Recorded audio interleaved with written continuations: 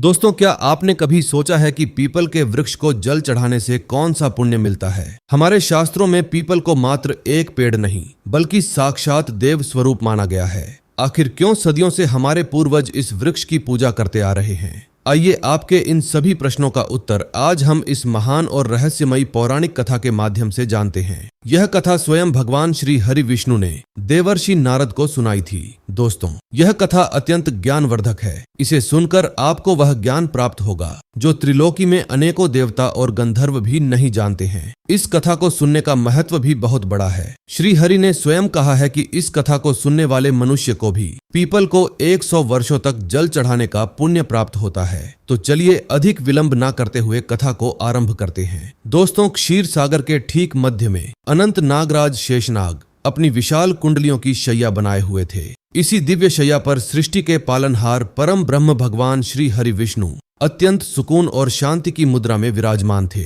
उनका नील वर्णीय शरीर करोड़ों सूर्यों के समान दिव्य आभा बिखेर रहा था। फिर भी उसमें चंद्रमा जैसी शीतलता थी। उनके गले में वैजयंती माला सुशोभित थी और उनके समीप ही जगत जननी माता लक्ष्मी अत्यंत प्रेम और भक्ति भाव से उनके चरण कमलों को दबा रही थी। इसी शांत और पवित्र वातावरण के बीच आकाश मार्ग से नारायण नारायण का मधुर जाप करते हुए देवर्षि नारद जी वहां पधारे। परंतु आज उनके मुखमंडल पर सदा रहने वाली वह चिरपरिचित मुस्कान थोड़ी फीकी थी। उनके माथे पर चिंता की कुछ गहरी रेखाएं स्पष्ट दिखाई दे रही थी। अपने परम भक्त को सामने देख भगवान के मुख पर एक मंद और कोमल मुस्कान खिल उठी। उन्होंने अपने मेघ के समान गंभीर और मधुर स्वर में कहा, पधारो देवर्षि, तुम्हारा स्वागत है। आज वैकुंठ में किस कारण से आगमन हुआ है? नारद जी ने श्रद्धा पूर्वक शीश झुकाकर भगवान विष्णु और माता लक्ष्मी को साष्टांग प्रणाम किया। भगवान विष्णु ने नारद जी के चेहरे के भावों को पढ़ते हुए कहा, हे नारद, तुम्हारे मुख पर यह व्यग्रता और चिंता कैसी? तुम तो तीनों लोकों में स्वतंत्र रूप से विचरण करते हो। तुम्हारा ज्ञान तो असीम है। फिर आज ऐसा क्या प्रतीत होता है कि तुम अपने भीतर कुछ प्रश्नों का भारी बोझ उठाए हुए हो? क्या तुम्हारे पृथ्वी भ्रमण के दौरान कोई अनहोनी घटी है? कहो देवर्षि, तुम्हारे मन की क्या दुविधा है? नारद जी ने हाथ जोड़कर अत्यंत विनम्रता से कहा, नारायण नारायण, हे त्रिलोकीनाथ, हे प्रभु,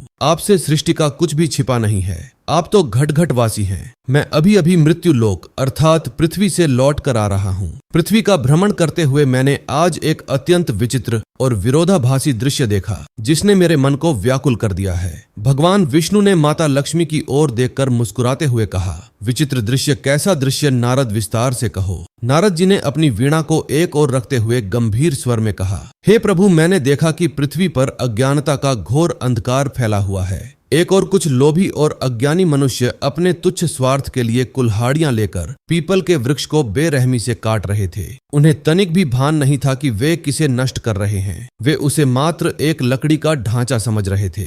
नारद जी ने गहरी सांस ली और आगे बोले, परंतु प्रभु, वहीं दूसरी ओर मैंने एक अत्यंत भिन्न दृश्य भी देखा। कुछ ज्ञानी तपस्वी मुनि और शुद्ध हृदय वाले साधक उसी पीपल के वृक्ष के सामने नतमस्तक थे। वे अत्यंत श्रद्धा से उसकी परिक्रमा कर रहे थे, उसकी जड़ों में जल अर्पित कर रहे थे, दीपदान कर रहे थे और वेद मंत्रों का उच्चारण करते हुए आपकी स्तुति कर रहे थे।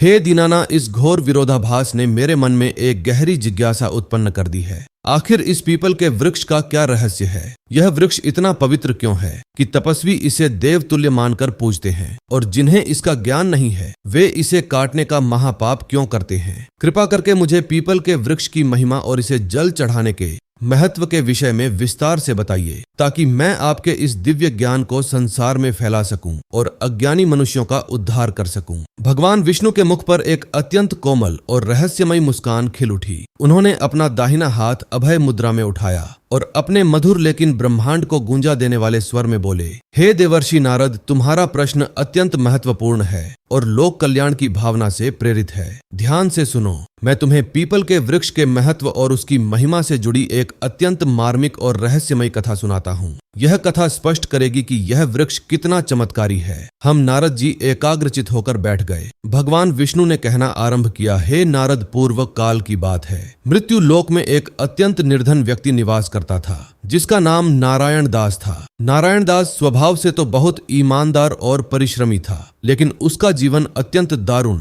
दुखों और कठिनाइयों से भरा हुआ था। वह जंगल से सूखी लकड़ियां काटता, उन्हें शहर के बाजार में बेचता और उसी से जो चंद सिक्के मिलते उनसे अपने परिवार का भरण पोषण करता था। नारायण दास का परिवार बड़ा था। घर में उसके बूढ़े और बीमार माता पिता थे। उसकी एक पतिव्रता पत्नी गायत्री थी और 3 छोटे छोटे भूखे बच्चे थे। नारायण दास दिन रात हाड़ तोड़ मेहनत करता, फिर भी कई बार ऐसा होता कि बच्चों को आधी रोटी खाकर या भूखे पेट ही सोना पड़ता। उसकी पत्नी गायत्री अक्सर फटे पुराने कपड़ों में अपने बच्चों का मुख देखकर एकांत में आंसू बहाती थी। नारायण दास के जीवन में इतनी भागदौड़ और भूख की चिंता थी कि उसके घर में कभी किसी देवता के नाम का दीपक नहीं जला। उसे धर्म, कर्म, शास्त्रों और पूजा पाठ के विषय में कुछ भी ज्ञान नहीं था। उसका धर्म केवल अपने परिवार का पेट पालना था। एक दिन की बात है, ग्रीष्म ऋतु का समय था। सूर्य देवता आग उग रहे थे। नारायण दास सुबह सुबह ही अपनी कुल्हाड़ी कंधे पर रखकर जंगल की ओर निकल पड़ा। उस दिन उसका भाग्य उसका साथ नहीं दे रहा था। वह सुबह से दोपहर तक जंगल के एक कोने से दूसरे कोने तक भटकता रहा, लेकिन उसे एक भी सूखा पेड़ नहीं मिला जिसकी लकड़ियां वह काट सके। दोपहर ढलने लगी थी। सूर्य की प्रचंड गर्मी और भूख प्यास से नारायण दास का कंठ सूखने लगा था। उसके पैरों में कांटे चुभ गए थे। शरीर पसीने से लथपथ था। उसे घर पर भूख से बिलखते अपने बच्चों का स्मरण हो आया। चिंता और निराशा ने उसे घेर लिया। यदि आज मैं खाली हाथ लौटा तो मेरे बूढ़े माता पिता और मासूम बच्चे भूख से तड़प तड़प कर मर जाएंगे। मुझे कुछ भी करके आज लकड़ियां ले जानी ही होंगी। ऐसा विचार कर वह विवशता में जंगल के उस भयानक और गहरे हिस्से में प्रवेश कर गया जहां खूंखार जंगली जानवरों का वास था। वो जंगल का सबसे डरावना हिस्सा था। वहां सूरज की रोशनी भी धरती तक नहीं पहुंच पाती थी। बहुत देर तक भटकने के बाद अचानक नारायण दास के कदम रुक गए। उसकी थकी हुई आंखों में एक चमक आ गई। उसने देखा कि सामने एक विशालकाय और हरा भरा वृक्ष खड़ा था। वह वृक्ष कोई साधारण पेड़ नहीं लग रहा था। उसकी शाखाएं मानो आकाश को चूम रही थीं और उसकी गहरी जड़ें धरती को जकड़े हुए थीं। उस वृक्ष से एक अजीब सी शांति और ठंडी हवा आ रही थी। वो एक प्राचीन पीपल का वृक्ष था। नारायण दास के मन में स्वार्थ और अज्ञान ने जन्म लिया। उसने सोचा, वाह कितना विशाल वृक्ष है, इसकी लकड़ियां तो हफ्तों तक बिकेंगी। यदि मैं इसकी कुछ मोटी शाखाएं काट लूं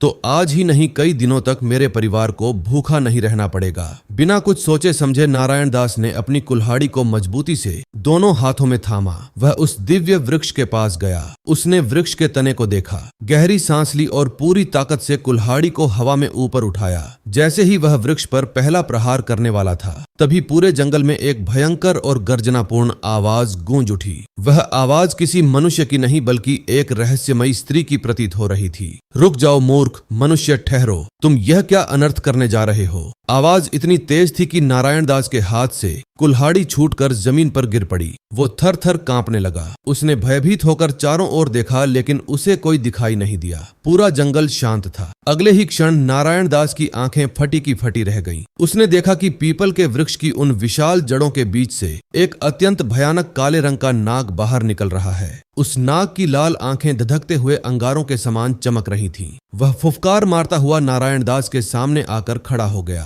नारायण दास मारे डर के पीछे खिसकने लगा। उसके मुंह से चीख तक नहीं निकल पा रही थी। तभी एक और चमत्कार हुआ। वो काला नाग धीरे धीरे धुएं में बदलने लगा और देखते ही देखते उसने एक अत्यंत रूपवान, रहस्यमयी और तेजस्वी स्त्री का रूप धारण कर लिया। यह एक नाग कन्या थी। उसका रूप अलौकिक था, लेकिन उसकी आंखों में सदियों की पीड़ा और क्रोध भरा हुआ था। नाग कन्या ने नारायण दास की आंखों में आंखें डालते हुए गंभीर और क्रोधित स्वर में कहा, हे लोभी मनुष्य, तुम्हारा साहस कैसे हुआ इस पवित्र पीपल के वृक्ष पर प्रहार करने का? क्या तुम्हारे भीतर लेश मात्र भी ज्ञान नहीं है? क्या तुम्हें नहीं पता कि इस वृक्ष के कण कण में देवताओं का वास है? यह कोई साधारण लकड़ी नहीं, साक्षात विष्णु का रूप है। इसे काटने का विचार मात्र भी तुम्हें नरक की अग्नि में धकेल सकता है। नारायण दास घुटनों के बल जमीन पर गिर पड़ा। वो हाथ जोड़कर रंधे हुए गले से बोला, हे अलौकिक देवी, मुझे क्षमा करें। मैं अत्यंत मूर्ख और अज्ञानी हूँ। मैंने जीवन में केवल गरीबी और भूख देखी है। धर्म क्या है, देवता क्या है, यह मैं कुछ नहीं जानता।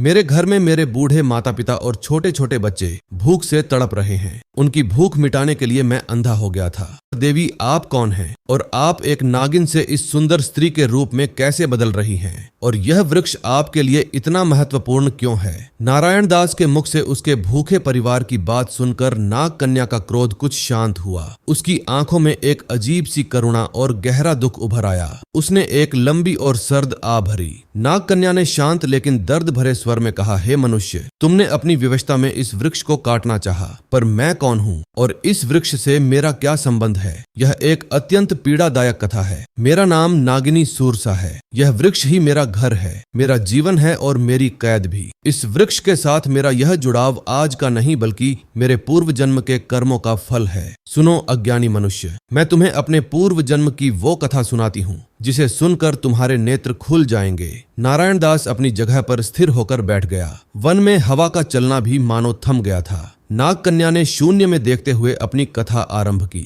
हे मनुष्य, यह मेरे पिछले जन्म की बात है। उस जन्म में मैं नागिन नहीं बल्कि एक सुंदर और गुणवान स्त्री थी। मेरा नाम सुमति था। मैं एक बहुत ही धनी और प्रतिष्ठित वैश्य के घर पैदा हुई थी। मैंने बचपन से ही सुख, संपत्ति और वैभव देखा था। एक दूसरे नगर के एक बड़े व्यापारी के पुत्र से किया था। मेरे पति का नाम धर्मपाल था। नाग कन्या की आंखों से एक आंसू छलक पड़ा। वो बोली, मेरे पति धर्मपाल नाम के अनुरूप ही थे। वे अत्यंत धर्मनिष्ठ, दयालु, पुण्यात्मा और ज्ञानी पुरुष थे। उनका अनाज और मोतियों का बहुत बड़ा व्यापार था, लेकिन उनके मन में कभी धन का लालच नहीं रहा। उनका जीवन सादा था। वे प्रातः काल उठकर देवताओं की पूजा करते, गरीबों को दान देते और सत्य के मार्ग पर चलते थे। परंतु मैं उनके गुणों के बिल्कुल विपरीत थी। धनी पिता की लाडली होने के कारण मेरे भीतर अत्यंत अहंकार और घमंड भर गया था। मेरा स्वभाव स्वार्थी, क्रोधी और चंचल था। मुझे धर्म, कर्म, पूजा पाठ और दान पुण्य से चिढ़ होती थी। मैं अपने पति के आदर्शों का उपहास उड़ाती थी। मेरे लिए केवल सुंदर आभूषण, रेशमी वस्त्र और सांसारिक सुख ही जीवन का सत्य थे। नाग कन्या ने भारी मन से आगे बताया, मेरे पति धर्मपाल अक्सर मुझे अत्यंत प्रेम से समझाते थे, हे सुमति, यह धन यौवन सब नाशवान है। यह जीवन पानी के बुलबुले के समान है। हमें अपने जीवन में कुछ पुण्य कमाने चाहिए। भगवान का स्मरण करो, गरीबों की सहायता करो। लेकिन मैं अट्टहास करते हुए उनकी बातों को टाल देती थी। मैं कहती, क्या रखा है इन पत्थरों की पूजा में, यह सब व्यर्थ है। जीवन मिला है तो इसका आनंद लो। हे मनुष्य, ध्यान से सुनो। हमारे नगर के बाहर एक अत्यंत सुंदर और शांत आश्रम था। उस आश्रम में एक पहुंचे हुए ज्ञानी मुनि निवास करते थे। मुनि ने अपने आश्रम के बिल्कुल मध्य में एक पीपल का पौधा लगाया था, जो अब एक विशाल वृक्ष बन चुका था। नगर के सभी लोग उस मुनि और उस पीपल के वृक्ष को अत्यंत पवित्र मानते थे। वे प्रतिदिन सुबह शाम उस वृक्ष की परिक्रमा करते, उसकी जड़ों में जल चढ़ाते और दीपक जलाते थे। एक दिन की बात है, मैं अपने रथ में बैठकर अपनी सखियों के साथ उसी आश्रम के मार्ग से गुजर रही थी। तभी मेरी दृष्टि आश्रम के भीतर गई। मैंने देखा कि एक वृद्ध और अत्यंत गरीब ब्राह्मण, जिसके वस्त्र फटे हुए थे, वह उस पीपल के वृक्ष के सामने घुटनों के बल बैठा था। वह अत्यंत श्रद्धा भाव से वृक्ष की जड़ों में तांबे के लोटे से जल अर्पित कर रहा था और आंसू बहाते हुए भगवान विष्णु के मंत्रों का जाप कर रहा था। यह देखकर मेरे भीतर का अहंकार और अज्ञान जाग उठा। मैं रथ से नीचे उतरी और अपनी सखियों के साथ उस ब्राह्मण के पास गई। मैंने ताना मारते हुए और जोर जोर से हंसते हुए उस ब्राह्मण से कहा, अरे ओ मूर्ख ब्राह्मण, तेरा दिमाग तो ठीक है, तेरे शरीर पर ढंग के वस्त्र नहीं है, पेट में अन्न नहीं है और तू यहाँ एक मामूली से लकड़ी के पेड़ पर जल चढ़ाकर उसे पूज रहा है। क्या यह पेड़ तुझे खाने को रोटी देगा? क्या यह तुझे धन देगा? तुम लोग व्यर्थ के ढोंग करते हो। यह केवल एक निष्प्राण पेड़ है, इसे पूजने से कुछ नहीं मिलने वाला। मेरी कड़वी और अपमानजनक बातें सुनकर वह वृद्ध ब्राह्मण विचलित नहीं हुआ। उसने शांति से जल का लोटा नीचे रखा और अत्यंत गंभीर आंखों से मुझे देखा। उसने कहा, हे देवी, तुम रूपवती और धनवान अवश्य हो, किंतु तुम्हारे भीतर ज्ञान का भयानक अंधकार है। जिस वृक्ष का तुम अपमान कर रही हो, यह कोई साधारण पेड़ नहीं है। यह देव वृक्ष पीपल है। इसके मूल में स्वयं भगवान विष्णु विराजते हैं। इस वृक्ष को श्रद्धा से जल चढ़ाने से मनुष्य के सभी पाप नष्ट हो जाते हैं, पितृ प्रसन्न होकर आशीर्वाद देते हैं और दरिद्रता का नाश होता है। तुम्हारा अहंकार तुम्हें अंधा कर रहा है। उस ब्राह्मण की बातों ने आग में घी का काम किया। मेरा क्रोध 7वें आसमान पर पहुंच गया। मैं अपनी सुध बुध खो बैठी। मैंने चीखते हुए कहा, देखती हूँ कि तुम्हारा यह देवता का पैर मेरा क्या बिगाड़ लेता है और तुम्हें क्या दे देता है। यह कहते हुए, हे मनुष्य, मेरे जीवन की सबसे भयानक भूल हुई। मैंने आवेश में आकर अपना पैर उठाया और उस पवित्र पीपल के वृक्ष के तने पर पूरी ताकत से एक लात मार दी। नाग कन्या की आवाज कांपने लगी और वह रो पड़ी। हे नारायण दास, जैसे ही मेरा पैर उस देव वृक्ष से टकराया, उसी क्षण ब्रह्मांड उलट गया। मेरे पैर में ऐसा लगा जैसे किसी ने खौलता हुआ तेल डाल दिया हो। वो जलन मेरे पूरे शरीर में फैलने लगी। मैं दर्द से चीखने लगी। मेरी सखियां डर कर भाग गईं और फिर मैंने देखा कि मेरे सुंदर वस्त्र गायब हो रहे हैं। मेरे हाथ पैर सिकुड़ने लगे। मेरी त्वचा काली और खुरदरी होने लगी। मेरा शरीर धरती पर रेंगने लगा। मात्र कुछ ही क्षणों में उस पवित्र वृक्ष का अपमान करने के पाप के कारण मैं एक सुंदर स्त्री से एक भयानक काली नागिन बन गई। नागन्या की व्यथा सुनकर नारायण दास का हृदय कांप उठा। उसके रोंगटे खड़े हो गए। नागन्या ने सिसकते हुए आगे कहा। मैं नागिन के रूप में धूल में लौटने लगी और पीड़ा से फुफकारने लगी। मेरी चीख पुकार सुनकर वे आश्रम वाले सिद्ध मुनि अपनी कुटिया से बाहर आए। वे त्रिकालदर्शी थे। उन्हें तुरंत सब समझ आ गया। मैं रेंगती हुई मुनि के चरणों में गई और अपने फन को उनके पैरों पर रगड़कर क्षमा मांगने लगी। मुनि ने अत्यंत क्रोध और दुख भरे स्वर में कहा, हे पापिनी सुमति, तुमने केवल एक वृक्ष का नहीं, साक्षात श्री हरि विष्णु का अपमान किया है। देव वृक्ष पर प्रहार करने का दंड यही है। तुम्हारे कर्मों ने तुम्हें इस नीच सर्प योनि में धकेल दिया है। मैंने अपने मन के भावों से मुनि से अत्यंत करुण प्रार्थना की कि मुझे क्षमा करें। मेरी पीड़ा देखकर मुनि का हृदय थोड़ा पसीजा। उन्होंने कहा, सुमति, पाप का दंड तो भुगतना ही पड़ता है। मैं तुम्हारा श्राप समाप्त तो नहीं कर सकता, किंतु इसका एक उपाय बता सकता हूँ। तुम्हें अब 100 वर्षों तक इसी पीपल के वृक्ष पर नागिन रूप में रहकर इसकी रक्षा करनी होगी। जब पूरे 100 वर्ष बीत जाएंगे तब एक दिन तुम्हारा पति धर्मपाल किसी रूप में यहाँ आएगा। जिस दिन वह अपने हाथों से इस वृक्ष की जड़ों में श्रद्धा भाव से जल अर्पित करेगा, उसी क्षण तुम्हें इस सर्प योनि और श्राप से मुक्ति मिल जाएगी। नाग कन्या ने गहरी सांस ली और नारायण दास को देखते हुए बोली, हे मनुष्य, मुनि के उन वचनों के बाद से आज 100 वर्ष बीत चुके हैं। इन 100 वर्षों में मैंने इस वृक्ष की हर प्रकार की विपत्ति से रक्षा की है। मैंने आंधी, तूफान और धूप सही है। मैं आज तक प्रतीक्षा कर रही हूँ कि कब मेरा पति धर्मपाल आएगा, कब वो इस वृक्ष को जल चढ़ाएगा और कब मुझे इस पीड़ा से मुक्ति मिलेगी। कथा पूरी होते ही नागन्या फूट फूट कर रोने लगी। नारायण दास पत्थर की मूर्ति की तरह सुन खड़ा था। यह कथा इतनी रहस्यमयी और डरावनी थी कि उसे समझ नहीं आ रहा था कि वह क्या कहे। तभी अचानक पूरे जंगल में एक अलौकिक प्रकाश फैल गया। एक अत्यंत मधुर और दिव्य सुगंध वातावरण में छा गई। हवाओं में शंख की हल्की हल्की ध्वनि सुनाई देने लगी। नारायण दास और नाग कन्या ने आश्चर्य से मुड़कर देखा। उस दिव्य प्रकाश के बीचों बीच एक तेजस्वी और वृद्ध मुनि प्रकट हुए। उनके मुख पर सूर्य के समान तेज था। यह वही आश्रम वाले सिद्ध मुनि थे। मुनि ने अपना हाथ आशीर्वाद की मुद्रा में उठाया और नारायण दास की ओर देखते हुए अत्यंत गंभीर स्वर में बोले, हे नारायण दास, तुम्हारे जीवन का यह क्षण कोई संयोग नहीं है। यह विधि का विधान है जो स्वयं श्री हरि ने रचा है। नारायण दास ने मुनि के चरणों में गिरकर प्रणाम किया और कांपते हुए कहा, हे ऋषिवर, मैं एक मूर्ख और अनपढ़ लकड़हारा हूँ। मुझे कुछ समझ नहीं आ रहा। यह नाग कन्या अपनी मुक्ति के लिए अपने पति धर्मपाल की प्रतीक्षा कर रही है, तो फिर मेरी नियति मुझे यहाँ क्यों ले आई? मेरा इस नाग कन्या से क्या संबंध है? मुनि के मुख पर एक शांत मुस्कान उभर आई। उन्होंने कहा, अज्ञान के पर्दे को हटाओ नारायण दास। तुम जानना चाहते हो कि तुम यहाँ क्यों हो? तो सुनो, पूर्व जन्म में जो सेठ धर्मपाल था वह कोई और नहीं, स्वयं तुम ही हो। यह सुनते ही नारायण दास के पैरों तले से मानो जमीन खिसक गई। मैं धर्मपाल था। मुनि ने कहा, हाँ वत्स, तुम पूर्व जन्म में एक अत्यंत पुण्यात्मा और धर्मनिष्ठ व्यापारी धर्मपाल थे।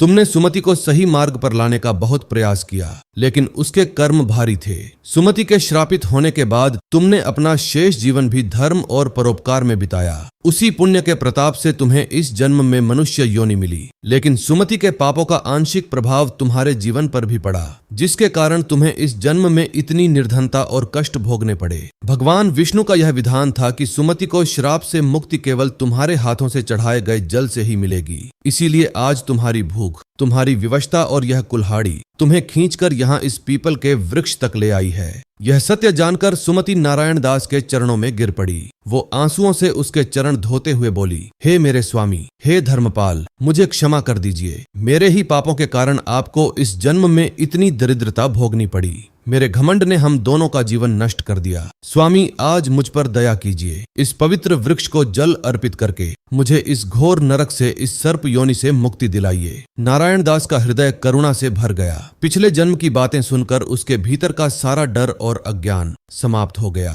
उसे अपनी पत्नी पर क्रोध नहीं बल्कि अपार दया आ रही थी। उसने मुनि की ओर हाथ जोड़कर कहा, हे ऋषिवर, मुझे मार्ग दिखाइए। मैं अपनी पत्नी को इस श्राप से मुक्त करना चाहता हूँ। मुझे क्या करना होगा? मुनि ने पास ही एक निर्मल जल के सरोवर की ओर इशारा किया और एक कमंडल प्रकट करते हुए कहा, जाओ नारायण दास, इस कमंडल में शुद्ध जल भरकर लाओ। सच्चे मन से भगवान श्री हरि विष्णु का स्मरण करो और इस पवित्र पीपल की जड़ों में वह जल अर्पित करो। नारायण दास ने तुरंत वह कमंडल लिया और सरोवर से शीतल जल भर लाया। वह अत्यंत भक्ति और श्रद्धा भाव से पीपल वृक्ष के सम्मुख खड़ा हुआ। उसने अपनी आंखें बंद की और अपने हृदय में भगवान विष्णु के चतुर्भुज रूप का ध्यान किया। गहरे भक्ति भाव से नारायण दास ने मंत्रोच्चार तो नहीं किंतु अपने शुद्ध हृदय से प्रार्थना की, हे नारायण, हे जगत पालक, मैं अज्ञानी हूँ, किंतु आज मैं आपके इस उपकार की चिर ऋणी रहूंगी। उसके बाद सुमति ने मुनि को और उस देव वृक्ष पीपल को नमन किया और देखते ही देखते वह दिव्य ज्योति आकाश की ओर उठने लगी